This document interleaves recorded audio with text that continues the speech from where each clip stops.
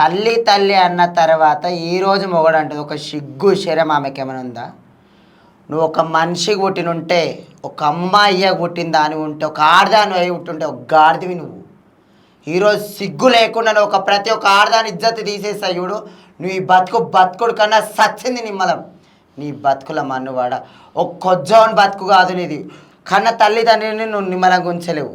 అఘోరా, నేను నిన్నే అడిగేది డేవర్సి. ఒక తల్లి తండ్రిని నువ్వు మంచిగా ఉంచలేవు.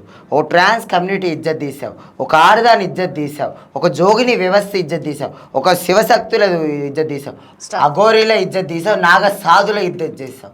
ఇంత ఇజ్జత్ తీసిన తర్వాత ఒక అమ్మాయితోని మీకు నువ్వు లోక కళ్యాణానికే వచ్చిన వానివి, నీకు పైసతోనేం పని లేదు, ఏం లేదు, నీ భక్తులు ఇచ్చారనుకున్నావు.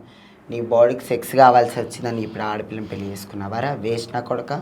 ఒక ఆడపిల్ల జీవితాన్ని నాశనం చేస్తావు నువ్వు పెళ్లి చేసుకున్నావురా? వేస్ట్ నా కొడక. సిగ్గు శరం ఏమైనా ఉన్నదిరా బేవర్సి నీకు?